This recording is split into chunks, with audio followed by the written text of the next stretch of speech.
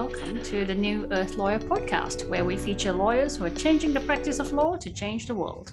My name is Geraldine Johns-Putra. I am your host, speaking to you from Melbourne, Australia. This is Bunurong country, and I wish to pay my respects to the elders past, present, and emerging. Welcome to episode 4, season 2. I'm speaking today to Menahem Kanafi, also known as Chuck. Chuck is a values-based, purpose-driven lawyer. He specializes in conflict prevention and management and contracts. So in terms of his conflict practice, he is a mediator and he brings an intentional, mindful approach to mediation. He's a certified conscious contracts practitioner and trainer. As well, I'd like to mention that Chuck is a former ambassador for Israel. He's qualified as a lawyer in Israel and New York, and he is a certified mediator under German law. Clearly, he wears many hats. It's a pleasure to have him on the podcast and to have the benefit of his diverse and deep experience. Welcome, Chuck. Thank you so much for joining us. Hi, Geraldine. Happy to be here. Now, we had a chat a week or so ago, and one of the things we talked about was your approach to mediation.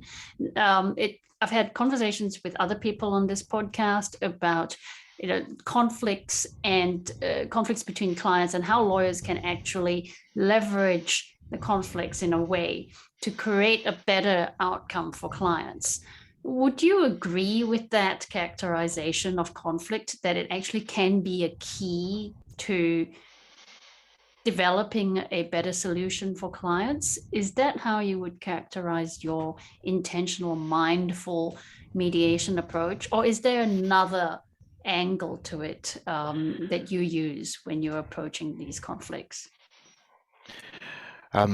There's really a lot to unpack in that question because first and foremost, which is actually last because we're going to get to this a little bit later, I think conflict is preventable in a lot of cases, not 100% perhaps, but by doing a lot of the work beforehand, you can actually prevent conflict, or not necessarily prevent it, but have a comfortable, safe way of dealing with it, where you're not going to get to any kind of, hot conflict or real manifest conflict. But let's put that aside for a second. And say it does come to me as a mediator. There are a lot of ways of looking at mediation. There are a lot of different schools. And I personally, as a commercial mediator, deal more with the business side. A lot of business mediations tend to be directed towards getting a settlement.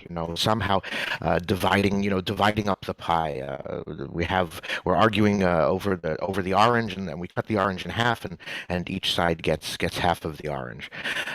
That's not the way that I practice mediation. The way I practice mediation is to change the sides, or I prefer to use the term participants rather than parties, to change their mindset from being me against you or one against the other to a mindset of being you and me against the problem. That is to say, whatever has come up, whatever has become the point of disagreement here, it's something that can be fixed when we work together rather than trying to work against it. And when you do that, you move into a stage of empowering the participants. First of all, to have them understand what their own needs are, understand what their own interests are, before you even get to talking about the conflict itself. And it requires the mediator to do work with each side, often separately, in separate rooms, to understand where they are and where they need to be going. And from this position, they begin, in a lot of cases, to understand that there's much more to their relationship than they thought. It's not just about buying and selling this orange, if we're still using the orange metaphor.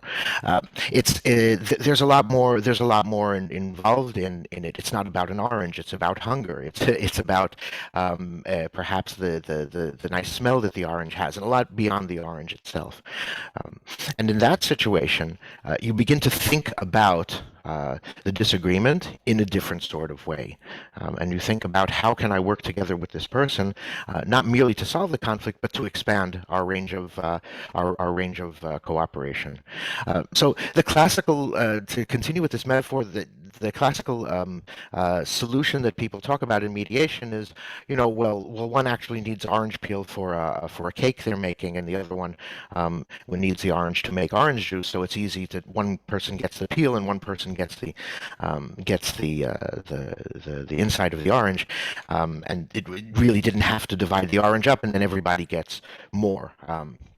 In the first situation, I would have gotten half of the peel and thrown the inside away. The other person would have gotten um, the inside, half of the inside, and thrown their peel away.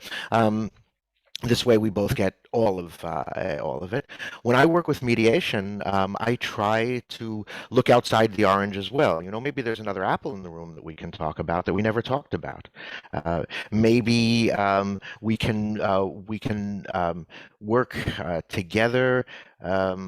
On something entirely different. I'll give you the entire orange, but in exchange, you will tutor my kid in maths or something like that. In other words, to look entirely outside the range of the conflict. And we call this transformative mediation, where it's about developing the relationship and strengthening the relationship rather than just solving the question at hand. That question gets solved, but that's really kind of subordinate to the process itself.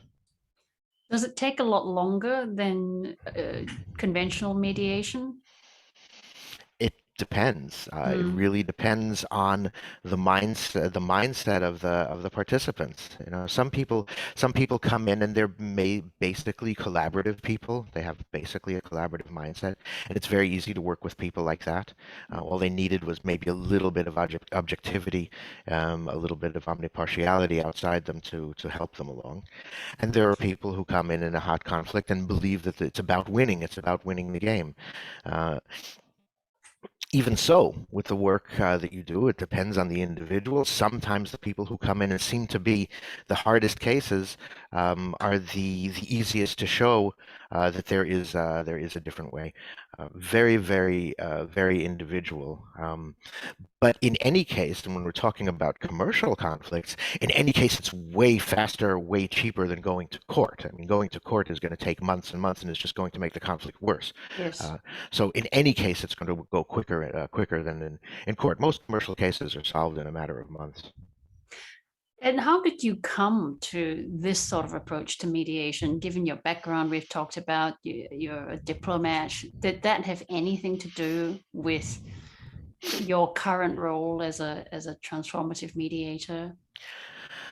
I think again, it comes from a certain sort of mindset at the beginning. I was very collaborative person. I always like to tell the anecdote that one of my first legal jobs was as a public prosecutor, and I got fired because I was too empathetic to both sides. Not necessarily sympathetic, but I could see the point of view, of the accused standing in the dock, and that's not a very good characteristic, I suppose, for a prosecutor. In any case, I went into the Foreign Service. I went into diplomacy, which is in most cases about how do we cooperate rather than how do we prevail. You think of arms talks or trade talks where it seems to be really zero sum, one side against the other. But in most cases, when you're out negotiating an agreement or a treaty, you both want the same thing. So if I'm working together with the United Nations to provide agricultural technology in a third country, which is a sort of agreement that I did, both I and the United Nations and the third country all want this to happen. So it's not really a matter of competition, but it's really a matter of collaboration. And so I was trained, I suppose, over the course of many decades that this is the way you negotiate. And so when I came out of it, I was in um, that sort of mindset, and my one of my tasks then became to bring that to the world. That's applicable also in a commercial setting, not only in a diplomatic setting. My own personal journey went through. I was involved in a mediation, and the outcome of that was so positive and so surprising, basically, that at the end of the mediation, I went to the mediator and I said, "Hey, can I learn how to do this?" And was where I was at a career pivot point in my life, and then I decided to go that direction. Uh, one of my trainers, my initial trainers in mediation, was someone who was very uh, let me put it this way, had bound up mindfulness and Vipassana practice in his mediation practice. It's a little strange because mediation and meditation, the only difference there is the letter T. And so when you're Googling it, you always, if you're looking for mediation, you find meditation. And when you're Yes. looking for meditation, you find mediation. And I don't think that's coincidental. um, Regardless of the Latin roots of both of the words. But a so that was from the very beginning. Was part of my mediation practice. Also expanded into other elements of my life as well. But for a lot of reasons, for a lot of very good professional reasons. Having Vipassana as part of the mediation processes is very, very helpful in terms of mindfulness, in terms of equanimity, and so forth. So with that trainer that you had, did he or she influence you onto this path to incorporate yoga and mindfulness practices, or were you already exposed to those sorts of practices in that world? Again, complicated. I was very exposed to that world. Um, my partner for many years was a yoga practitioner and a bit of an instructor as well. And I actually lived in India where there's practically no distinction made between yoga and the rest of life. It's just part of life, the way the way walking and breathing and going to the store is among a lot of people there. So I was certainly exposed to yoga and different forms of meditation around, but I wasn't really a practitioner. The first time I adopted any sort of consistent practice was as a result of my mediation training, and specifically for mediation. That is to say, before a client meeting, at least a first client meeting, I would always do 20. I always do in the present tense, 20 minutes of Vipassana, for example, because it sharpens you, it brings you into the present, and then you can hear what your client is saying and not be thinking about the next question. And do you get the participants as well to do meditation during the mediation process? Sometimes it once again it depends. It depends on the client. Certainly, a client who's experienced with it, I can even suggest that, not necessarily with me as a guide, but say, this is something that's very useful to do before our meetings, or before your contact with the other person. That's definite. When not, again, it depends if somebody who's open to it, if somebody who's not open to it, and there's a little bit of I suppose there's a little bit of art and magic to sensing whether whether that's something that's going to be helpful in the process. Of course, it's much more difficult to do virtually over Zoom. When there are people in the room, the dynamic is completely different. You see tiny shifts in their shoulders when you start to talk about things like that, and you kind of know already where you're going. It's very helpful. Um, with certain types of clients, I think it is, I wouldn't say necessary, but an incredible catalyst for moving the process forward. But there are those people who it's just not right for, and that's okay. We work with what we have. Do you have lawyers involved in your mediations? So do they come with the legal representatives in the sorts of mediations you do? Sometimes yes, and sometimes no. It depends on the nature of the participants. If it's a business, if it's some sort of corporation, then they're definitely going to come with a lawyer, because that it's not just the CEO or the CFO or whatever it is who's there representing themselves. The interests of the company have to be represented, and unfortunately, under our current paradigm, the lawyer is kind of the guard dog for for shareholder interests and stuff like that. And it always has to be run through legal. And of course, it's much, much more efficient if the lawyer is in the room. So with corporate, you usually do have that. But if you're talking about a small business, a kind of mom and pop grocery store, it's probably going to be only mom and pop that show up.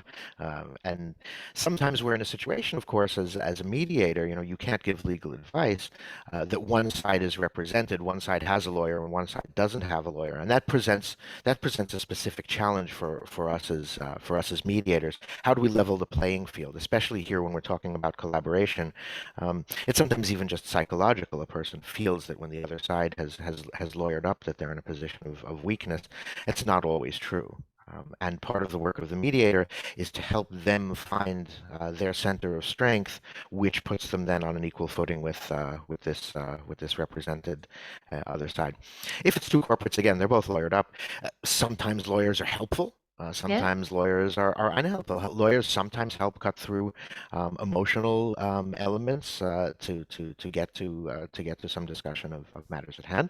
Sometimes lawyers fire up emotions. It really depends. I know that if you're working in the UK system, and I've had some mediations there, you'd rather have a solicitor in the room than a barrister. Yeah. And sometimes people show up with a barrister. You already know that's a red light because the barrister's out there to fight. That's why you take a barrister. If you just want legal advice, you're taking a solicitor. So if the participant shows up with a barrister, you already know you have work to do. Yeah, On the they're other hand, already there are focused on the court process. They're thinking ahead to exactly. getting to On court. the other hand, barristers sometimes have this approach of let's do everything we have to solve this now and get it done. And then again, there are helpful ones and there are unhelpful ones, and it's something you learn to deal with over time. I guess as a separate subject, having lawyers in the room, having an unequal number of lawyers in the room, and so forth. The best situation is when you have a lawyer who doesn't know anything, but they're very open. And then they usually come out of the process saying, wow, mediation is a great thing. I'm going to use this mostly instead of court. That's the most satisfying for me anyway. Well, that's a nice segue into a question I was going to ask about anyone who might be hearing this who's thinking about a different way of practicing law. And let's say they're already in disputes as a lawyer, they're a litigator. We call them different things depending on which jurisdiction. But they are in the conflict space in law, and they're wondering, how could I do this in a way that's more compassionate and kinder?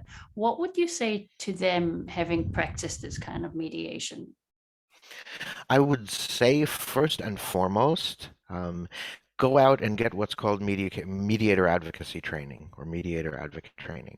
A lot of times, if you're looking up mediation, what you're going to see in terms of training, mediation and training, what's going to pop up is training as a mediator. Training to work as a mediator, what I do, is not for everybody. It's certainly not for most of the people who are still, let's say, in the kind of practical litigation phase of their career, that they're still doing that actively and actively representing clients. You don't represent a client, of course, when you're a mediator. You represent all of the parties, as I said, omnipartiality. Um, but lawyers who have gone through mediation with a client, or themselves for that matter, tend to see the advantages of mediation much more clearly, uh, and as a result, can then direct clients to mediated solutions where it's appropriate. So it's important to look for training in mediation advocacy, is how to go into the mediation room, how to work with your client in a mediation, how to bring about a successful mediator, and in effect, how to help the mediation process along. That's much, much more effective than doing mediation training, because X percent, a very large percent of the people who do mediation training are never going to work as mediators. So promoting this collaborative system is more important than theoretically kind of sitting through this training. There are other branches of law which have other collaborative aspects. You've had people talk about those on this podcast before as well. So somebody who wants to go in the direction of collaborative family law, for example, there are ways of doing that. But if you're talking here about this kind of conflict resolution, then I would definitely advocate for mediation advocacy training, rather than mediator training. Okay, fantastic. Thank you. And the way that we met is relevant to the next question I'm going to ask. I met you when you facilitated a conscious contracts course. And I thought it was something that I wanted to do for a while, but I really got a lot out of the course. So tell us about conscious contracts, the training you give. How did you come to this particular modality or this particular way of practicing law and drafting contracts? I came to it from a number of directions. To give you the short form, basically, I was already working as a commercial mediator, and I was involved. I'm associated with a mediation chambers in the UK, and then Brexit came, and all of a sudden there was a really new situation for UK companies vis-a-vis continental Europe companies in terms of conflicts and conflict resolution. It was basically one system up until the end of up until Brexit was fully implemented, and after that, almost overnight, it was like two different countries. It was like having a contract in Australia being enforced in Nepal. It was just as difficult, and we decided, kind of as a direction for the chambers, that we wanted to provide Brexit tailored solutions, because I was sitting in Europe, I'm sitting in Berlin, they were sitting in the UK. And as we began to think about that, we began to think of, well, maybe we should help the parties to these conflicts, or even other clients, to renegotiate their contract before a conflict breaks out, because now it's a different situation. And if they had drafted those contracts, today, they would have been written differently than they would have been written 5 years ago. So we came to that. And that began my journey of exploration of, well, how do we do this? What does a conflict preventing contract look like? And all of my searches and conversations with people led really in the one direction of relational contracting and conscious contracting in specific. Conscious contract is a method which is based on a book by Linda Alala Alvarez, where the whole approach to the nature of a contract is different than we're accustomed to think. Most of the people, I think, most people's let's say experience of contracts is things like lease agreements, rental agreements, where there's one line about you getting the flat and the landlord leasing the flat to you, and then 50 different provisions of what ifs. What if I don't pay on time, and what if the washing machine explodes, and what if my dog chews the sofa, and what if, and what if, and what if. I like to call those lists of crimes and punishments. And that just doesn't work. As anybody who's ever been in a conflict with their landlord knows, the one thing that comes up is the one thing that isn't on the contract. Just kind of parenthetically, a professor at Harvard, Oliver Hart, won the Nobel Prize in Economics for saying just that in 2016. That was the prize in economics. There it's called The Theory of the Incompleteness of Contract. And what it basically says is, all the things you thought of, it's the one you didn't think of, that's the one that's going to kill you. So the conscious contract process really takes an entirely different approach, saying, well, we can't think of everything. We know that. That's already scientifically proven and recognized, that we can't think of everything. How do we build a contract which is based on our relationship? How do we sense and respond to, and I would say change, not just conflict, but any sort of change? How do we sense and respond rather than trying to predict and control? Because you can't predict, and you certainly can't control, but we can create ways of talking about change that happens in our business relationship. Sometimes it's our personal relationship too. We can take everything into account. I like working with startups. I really do, for a whole bunch of reasons. But a lot of startups that you're talking about are kind of young entrepreneurs just out of university, or in kind of doing advanced degrees, scientists and things like that. And they tend to be young and single, to tell you the truth. And when they're there and they're writing the partnership agreement for their startup, they're not thinking what's going to happen, in 2 years and 3 years down the line, and they're going to have a partner. And we have a partner, you double the size of your family, because you have all of your in-laws involved as well, and you may have children, and you may start to have all sorts of pressures on you as an individual, which you never thought of could affect your startup. And those sort of pressures, things you didn't foresee when you were 23 or 24, and and now you're 30, and you have a family, and there are demands being made on you. These sort of work-life conflicts become much more central in your life, and then start to affect your practice. So nobody at 22 is going to write a partnership agreement saying, when I have a baby, then the baby's needs are going to take priority over the needs of the investors of this company. Nobody's going to write that. But in practice, people are dealing with that question every day. And having a conscious contract gives you, first of all, the structure to deal with these kind of new things that pop up. And as I said, it's not conflict. It might necessarily be change. It's good things that can pop up as well as bad things. Um, and the second thing that they do, which may be the more important part, is they give you a values framework of how to talk about these things. What is important to me? What was important to me when I founded the company? What did we agree on when we were founding the company? What were we trying to do when we came up with this? And we can use those things which we thought about 2 years ago, when our relationship was still firm and solid and we loved each other, now that maybe we don't love each other so much. Are you finding that? I really appreciate that, Chuck, because I got a lot out of the course, particularly in learning how to frame values for other people, or how to elicit values from other people. And the other part was, just thinking more creatively around conflict resolution clauses that I draft now.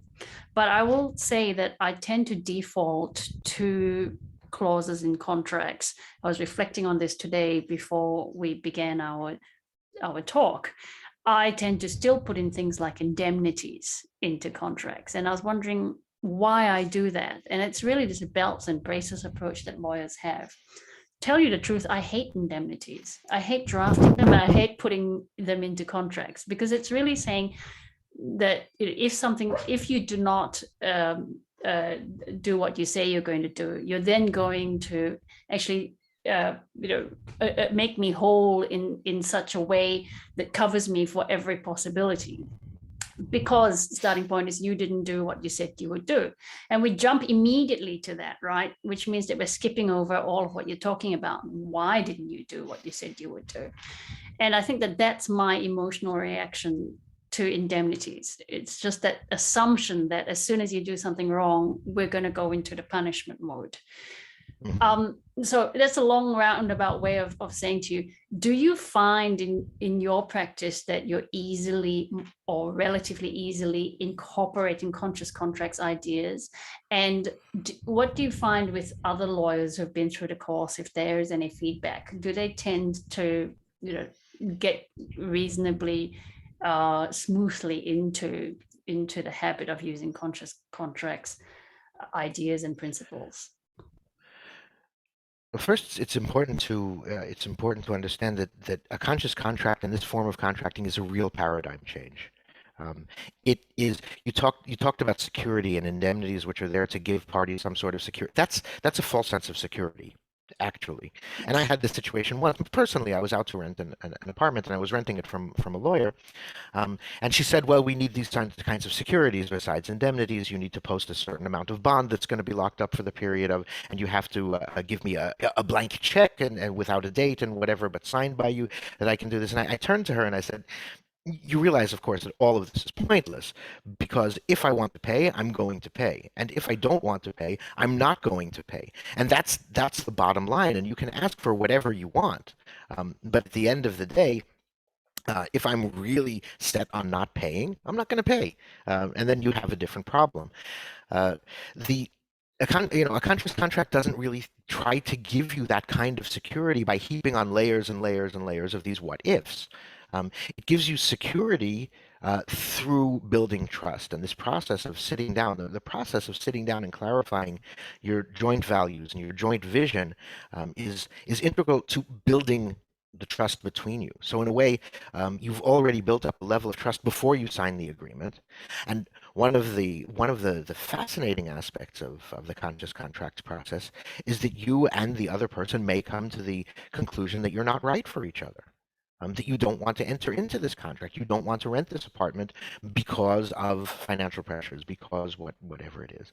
And then you can part as friends without entering into a contract which you're not wholly behind and which you're not really there actively uh, to do.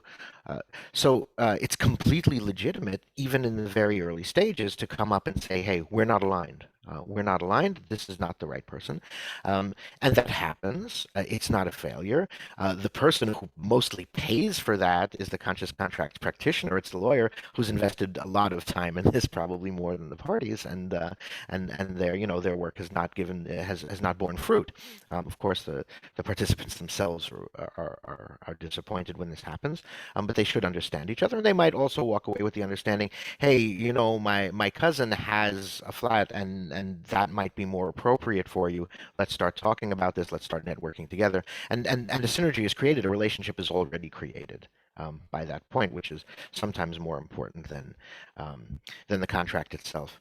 The second thing you mentioned is kind of how do you interact with other lawyers. As I said, there's a paradigm change here, a paradigm shift, and there aren't a lot of lawyers who think this way. Let's be completely honest. The chance that the other lawyer that you would be working with as is a conscious contracts practitioner, if it's just a randomly pulled lawyer from the phone book, is close to zero. So there's some convincing work that you have to do on them. Some lawyers say, "Hey, this is a great thing. Yeah, I'd rather do this." Some accept half of it. Some say, "I'm all up for working on trust and values at the beginning, but I still want to put in all of my crimes and punishments and indemnities and so forth." Um, some say, "Hey, yeah, we should build in this conflict resolution system into our dispute resolution clause." Um, but that sort of makes the contract really, really unwieldy because you have a full traditional contract and then this entire clause which just goes in and replaces that line that the parties undertake to negotiate in good faith before going to arbitration. So that one line that you put into a kind of standard boilerplate contract becomes 5 pages of deeply examined mindful discussion of how do I deal with conflict and how do I talk to you about this. But that's also a possibility. Sometimes, this process, which is called the ACED, we call it in conscious contracting, is addressing change and embracing disagreement, comes in as an appendix, to the conflict being basically saying before we go to arbitration, we're going to do everything that's in Appendix A, which is then a conscious contract. So there are all sorts of possibilities of creating these kind of hybrid contracts, and it's a step in the right direction. It's a step of getting everybody, parties, business people, lawyers, to try to think about the new paradigm at the very least before they make that shift. And yeah, it's a step. It's a step. It's a step in the right. So you get these kind of, I use the term very reservedly, semi-conscious contracts. So That's excellent. And thank you, because I really appreciated hearing some of the practicalities that you described of working as a lawyer with conscious contracts. Chuck, is there anything that you'd like to share about work that you're planning or embarking upon in the next little while? um, Well, I think it would be worthwhile to. I said I liked working with startups. Another group that I really like working with, I admit that I don't have enough practice with them, is with impact organizations, impact companies, even not necessarily not for profits, but commercial companies who have adopted a values-based approach. To doing their work. There's a growing number of organizations out there like this. B Corps are an example of them, but they're not the only example. A lot of self-management structures, holacracy, sociocracy. It's easy to toss out all of these terms. Uh, but a lot of these organizations, when they come up to the legalities of it, okay, now it's time to incorporate, they go back to their city lawyers or whatever, and uh, we say that their business consciousness ends at the door to their lawyer's office. Um, so my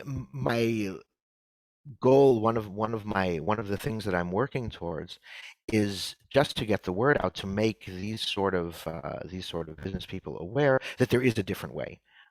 And that there's no reason that the legal activities that they need to undertake, of course, because they're companies and interacting in the world, but the legal activities that they need to do cannot be done in a mindful and conscious way as well. There's no reason to rule that out. You don't have to go and slip back into the old paradigm simply because you need to do a supplier agreement. Why should your supplier agreement not be a conscious contract? Why should your employment agreements within the companies not be conscious?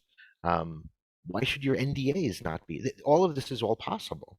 Um, and my goal here, and I've banded together with a number of colleagues, is to present that this is a possibility, and that all aspects of your business can be done mindfully, and can be done intentionally, and can be done consciously.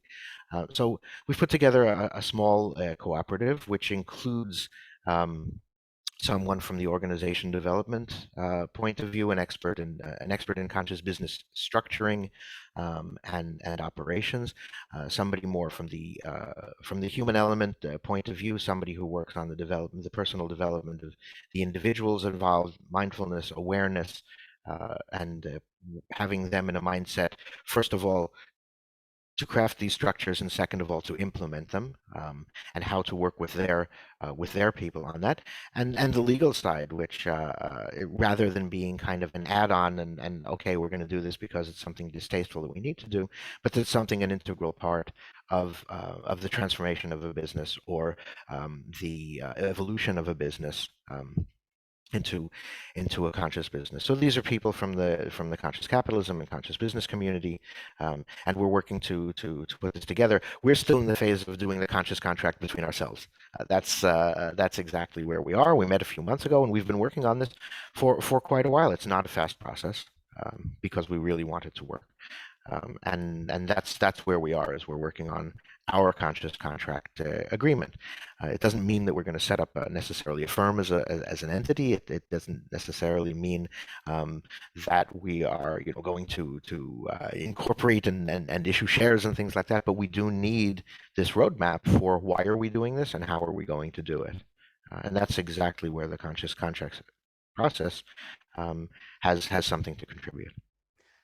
What you say is exactly right. So I work also in modern slavery, supply chain governance, and that's another area where the old contracting model really doesn't achieve the aim of trying to look into your supply chains and trying to ensure that you haven't got modern day slavery occurring there.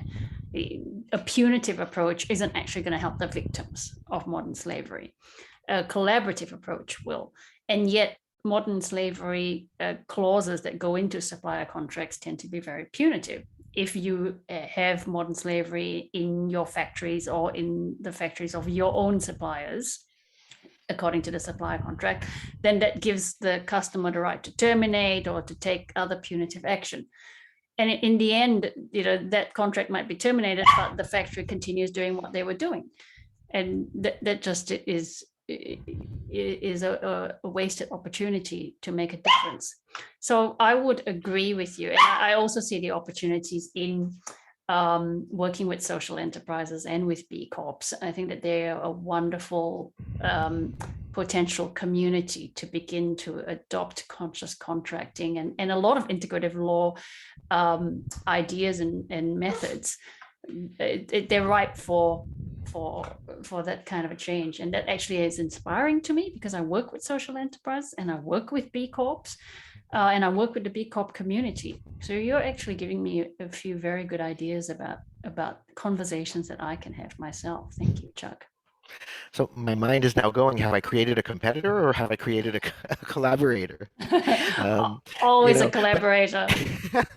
At this stage, of course, the main thing is about getting the word out there, because what these companies are doing is important. It's very important.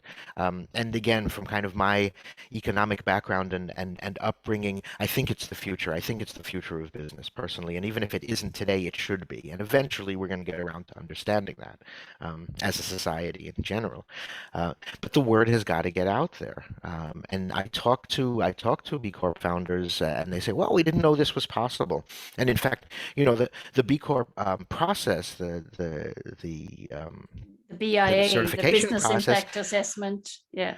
Right, part of that is legal. There's the legal thing, and then when people need this kind of legal compliance, then they run off to their, I call them legacy lawyers, that the old type of lawyers, but they run off to their legacy lawyer to do that work, and hey, that's really wrong, you know, and that lawyer is maybe somebody of a like mind, and you've interviewed people like that as well on this show, kind of ally lawyers, um, maybe if they're really lucky, they have somebody like that. I have a colleague here, for example, in Germany, um, who works with impact investors. That's his little niche in practice. So of course he gets it.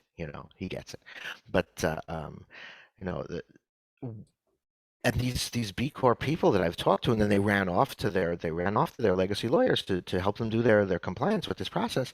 I'll say, hey, well, if I had known that there was another way of doing it, um, I could have done that this way. And I'm in very first stages of connecting actually with the B Corp organization, not just with B Corps themselves, here to see how we can work together, and how that message can get out that there is a different way of doing your contract law, and it doesn't require you to give up on your principles. In fact, it strengthens them. So, Absolutely. I agree that it's B Lab, the B Corp organizers, the certifiers that really can push the change through. And they're an organization I'm affiliated with. I also am on one of the advisory groups. So I think that this is the power of these sorts of conversations, Chuck. Right here, that we each have different strengths, different networks, different angles where we can push those to start to make the change. Chuck, I'd really like to say thank you so much for pretty wide-ranging discussion, but one that's been so helpful, I think, for anyone listening who's thinking about, okay, how can I handle conflicts differently as a lawyer, or advise people in conflicts differently? How can I draft a contract differently? And also the bigger picture of where it all fits into a new way of doing business and a new way of basically working and living. So thank you for your time and for spending it with us so graciously. thank you for having me.